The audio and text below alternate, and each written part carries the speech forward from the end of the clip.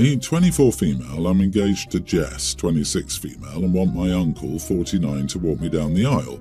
Let's get into the backstory.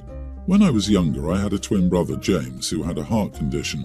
My parents obviously cared about James more than me. They would shower him with love and attention while I was the black sheep.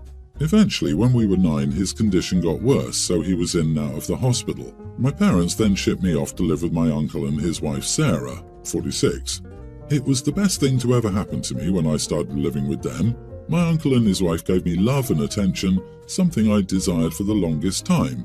Eventually, my brother got better, but they never came to get me back and completely abandoned me. I hadn't seen them in 5 years. When I was 16, they wanted to contact me, but I didn't want to. My uncle pressured me into it, so I did start having contact. Well, let's fast forward to the present. As I said before, I'm now engaged to Jess. I recently had dinner with my dad and we were talking about the engagement. Midway into it, he asked if he could walk me down the aisle. I laughed at him and asked him why he deserved to and reminded him that he'd completely abandoned me. I told him my uncle would be the one to give me away. He and my mom ended up leaving early. My brother called and said I was an idiot and my dad deserved this right. I hung up and blocked him. Am I the idiot here?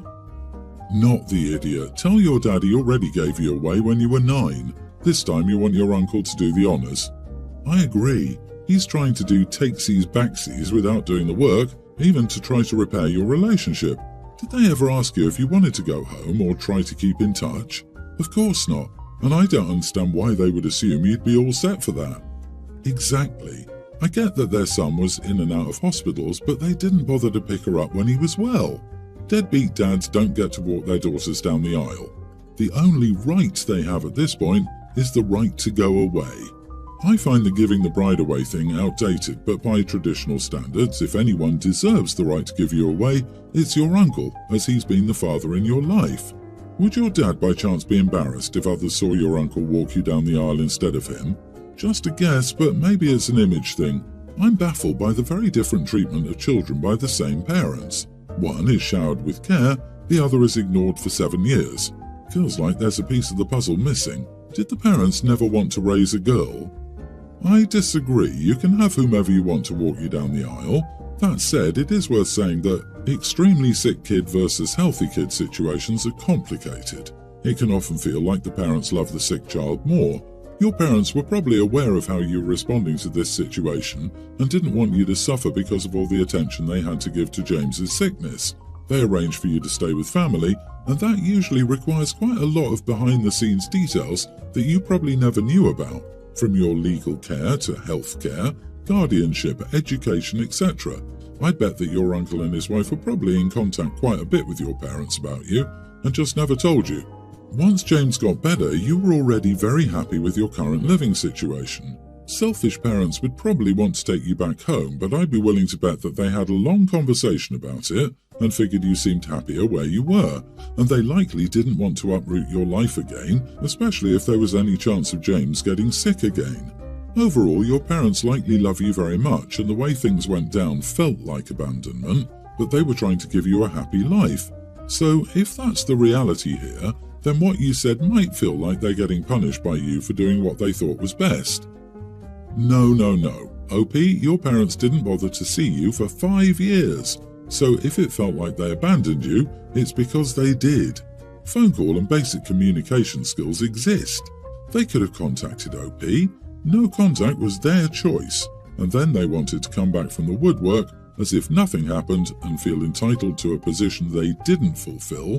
If they were the people you're saying they are, they wouldn't be offended by OP's choice. They didn't want the walk, but they want to talk the talk about being OP's parents. My husband and I have 3 children, a teen son, a tween, and a young teen daughter. Our son got a part-time job as a lifeguard at a pool. It was a good job for him, he liked it and was happy to have the money. The issue was his boss was an idiot about giving time off. Our family takes a yearly vacation to this little beach house we rent for a year. We've done this since the year I was pregnant with my son. Of course, the kids all love it and look forward to it. Well, my son told his boss about the week he signed up, but he denied it because that was only 6 weeks after he started there. We made it clear he was still going, it's just a part-time job and there are a million of those. He protested, but we made him go and his boss fired him. He was furious the entire time. He refused to do any family stuff or listen to us, so he was grounded when he got back. It's not that we don't trust him to stay home alone or anything like that, we just don't want him to prioritize work over family, especially some weekend job. He found a job at another pool 2 weeks later, so it's not like this impacted him in any way, but he still holds a grudge about it. He claims we didn't respect his choices, and he's right. We don't respect him trying to choose his job over family time, though we don't hold it against him since he's just a teen. You are the idiot. Look, you forced him to go on vacation, costing him his job and income. Then you grounded him for being upset. Unless you offered to make up his income, then I don't see how you were being fair. Did the kids love yearly vacations, or do you? You made him lose his job. He's a teen. It's not like he's prioritizing work over vacation at his age. He's just starting to get started, and now he's got a job that can't be used for a recommendation. What have you accomplished here? Your son was fired, made the vacation worse, didn't enjoy any of it, and has learned you don't respect him. How exactly is that valuing family?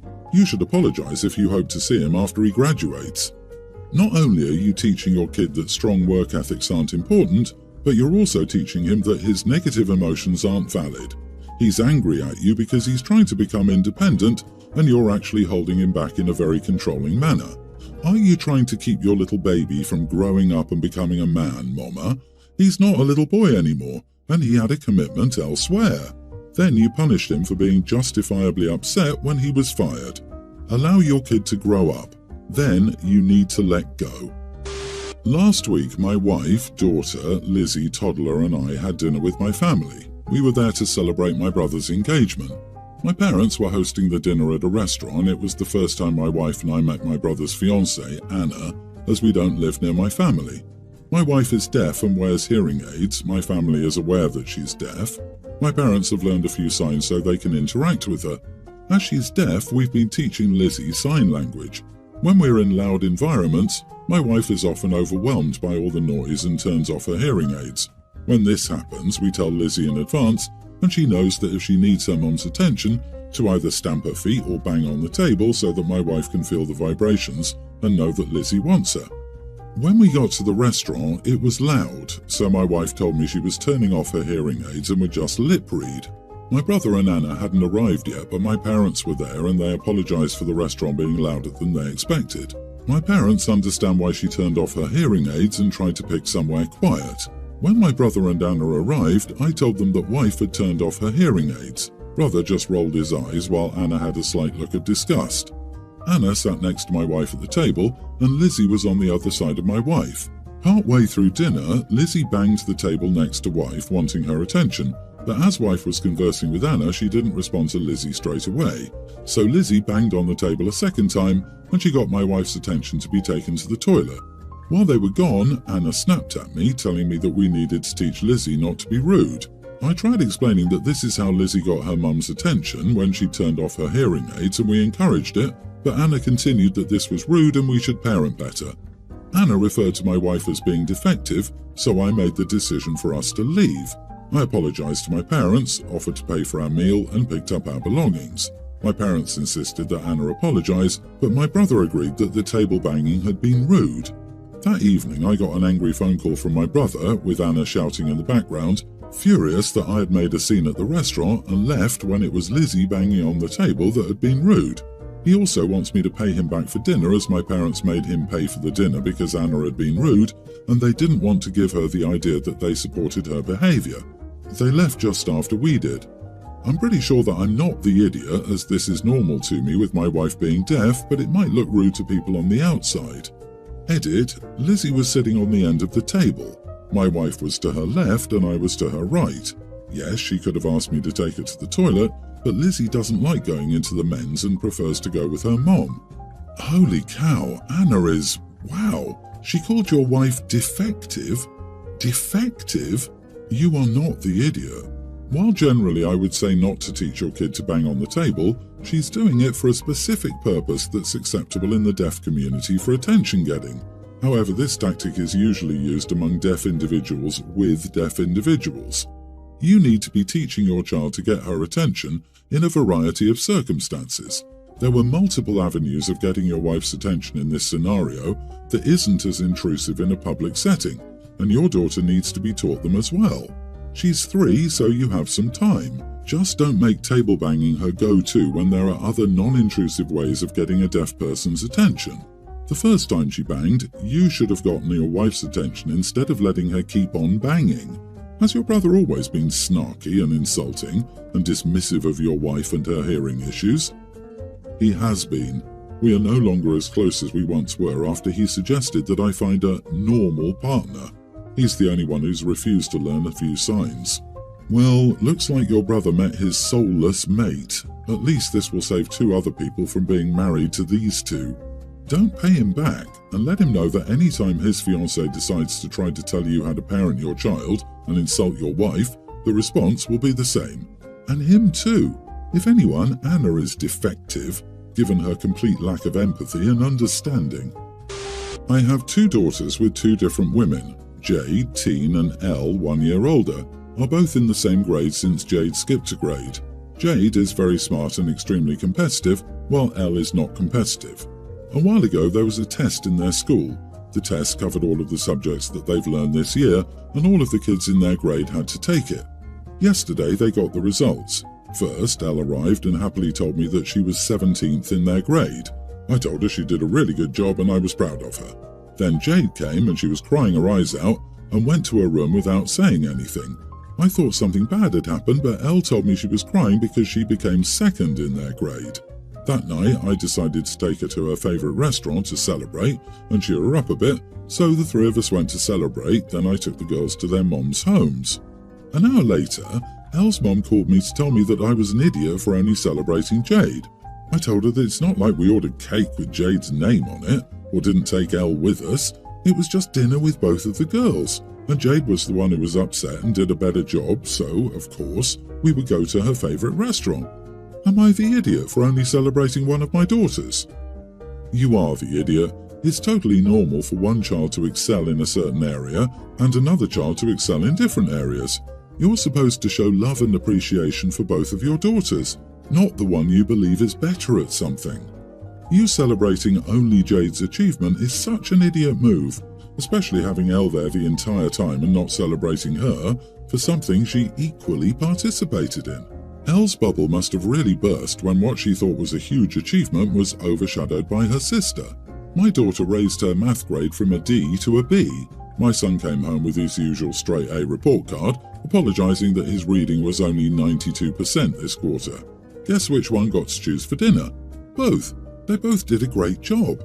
So Friday she chose dinner and he chose dessert, while Saturday he chose dinner and she chose dessert. It would be so easy for my daughter to feel inferior to her brother. All I would have to do is praise him for his usual straight A report card and barely acknowledge her improvement. Kinda like you did with your girls. Instead, I highlighted both accomplishments equally. Next time I promise you she won't even tell you how she did. She already knows you don't care. My sister-in-law's sisters are absolutely terrible. Most of what I hear about them is from my brother, but I was pretty involved in their wedding, and yeah, they sucked. Anyways, sister-in-law gave birth to twin boys 6 months ago. Her sisters still need to meet them, but my sister-in-law does send them pics. She usually only sends pictures of the boys, but apparently she sent a family one with her, and the 2 sisters started to make fun of her weight, of being the odd one out in terms of looks, and yeah. Apparently my sister cried a lot and my brother blocked them from her phone. Sadly, the damage was done. She became very self-conscious of her weight. She's now on a diet and exercises way more than I think is appropriate. She's already lost a lot of weight, but I don't think she plans on stopping. My brother's trying to support her and tells her she shouldn't listen to her sisters. She just tells him they're right and doesn't understand how he's okay with her appearance. She unblocked her sisters behind my brother's back and texted them often for advice, which is just them shaming her. I only know about this because her phone was blowing up, so I grabbed it to give it to her and noticed the names on the notifications and asked her. She admitted it and begged me not to tell my brother. She told me to keep it between us girls, claiming my brother wouldn't understand. I just said sure, but my brother told me she's getting worse and it was really depressing. I told my brother. He was very thankful. I don't know what happened between them, but my sister-in-law called me sometime later and it was clear she'd been crying. She said that I promised to keep it a secret and she couldn't believe I'd broken her trust like that. She said she was even more offended that I didn't trust her and told on her like she was some baby. When I tried explaining that I was concerned, she told me to shut up and said there was nothing to be concerned about and that I should mind my own business from now on instead of snooping through her phone and manipulating her trust. She seemed really distressed, and I couldn't help but feel like I messed things up. Maybe I shouldn't have told my brother. I clearly don't understand what she's going through, and maybe she has a valid reason for not telling her husband. I don't know, she's never ever yelled like that and my heart still hurts. Am I the idiot? Edit, I told my brother because he was falling apart from the stress of caring for her and their kids. He was worried about certain things she was saying and how she was, in a way, scared of her kids. Her own kids. She thinks those little babies care about how much she weighs. I don't know. Her sisters are fueling this, and "what would your kids think" sounds like something they'd tell her, so it didn't feel right not to let him know. Not the idiot. Your sister-in-law needs professional help. Maybe she suffers from PPD. Her sisters influence her mental health badly, but she relies on them for external validation. A therapist could help her unpack that. Hiding the fact that she's back in contact with her toxic sisters from her husband prevents him from successfully supporting her. She had twins 6 months ago. The things her body went through to get those boys here safely was no easy task, and she nor anyone else should expect her to be back in shape so soon. I'm not sure if she's breastfeeding or pumping, but that's another reason she needs to support and love herself. Her sisters are either jealous or just evil. Your brother is worried about his wife. Men can also have PPD, and it may be affecting him as well. So many things can happen mentally in this postpartum period. I hope your brother and sister-in-law get the help they need. You did the right thing.